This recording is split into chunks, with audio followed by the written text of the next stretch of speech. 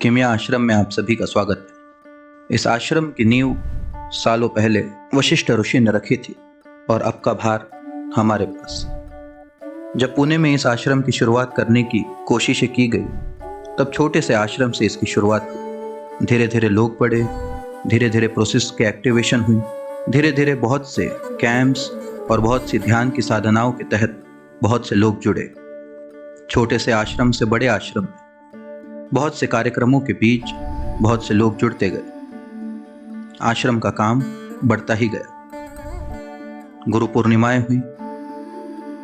गुरु पूर्णिमाओं के बीच में बहुत से लोग जुड़े, दीक्षाएं ली, शक्तिपात लिए और आश्रम की नई नींव रचने की काम आगे बढ़ा। मुख्यतः ये देखा जाता है कि आध्यात्म अपने में बड़ा ही अस्वीकार समझा गया। पिछले कुछ सालों में आश्रमों का काम सिर्फ और सिर्फ ओछी नज़रों से देखा गया। बहुत सी किताबों में, टीवी सीरियलों पे हमने ये देखा।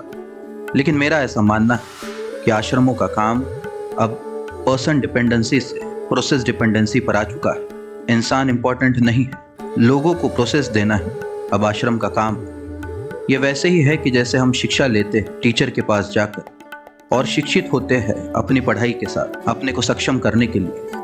अब आश्रम का वही काम है कि आश्रम में जाकर हम कुछ प्रोसेसेस करें जिससे हम अपने को सक्षम कर पाए। इसी के साथ नए आश्रम में अनंत लोक की स्थापना की गई, जहाँ से विशुद्ध चक्र तक की साधनाएं निर्मित की गई। नागा को इसमें मुख्य रूप से चुना गया। यहाँ पर बहुत सी ध्यान कुटिया है, ऐसे पौधे हैं जो तुम्हें अपने में स्थिर करने के लिए काफ़ी है। ऐसी कुटिकाएं हैं कि जिस गुफाओं में बैठकर तुम अपने में केंद्रित हो पाओ।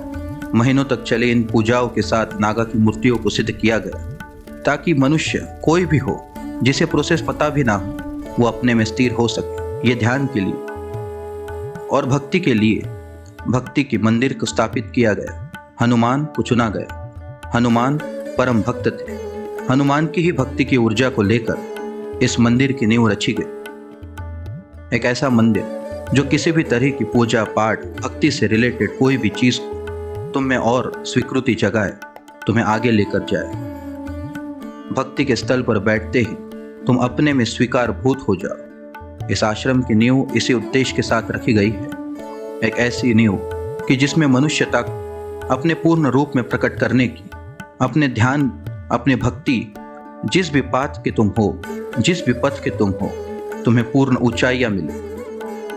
ऐसी ऊंचाइयाँ जिसका हर मनुष्यता पात्र है, जिसके लिए मनुष्यता का जन्म हुआ है, जिसके लिए हर इंसान तरस रहा है, अपने आनंद के लिए, अपने भीतर के लिए, अपने मौन के लिए। ऐसी व्यवस्था जो तुम्हें पूर्ण करे, ऐसी व्यवस्था जो तुम्हें अपने में स्थिर करे, ऐसी व्यवस्था जो तुम्हें अपने में डुबाए, अपने प्रेम में रखे।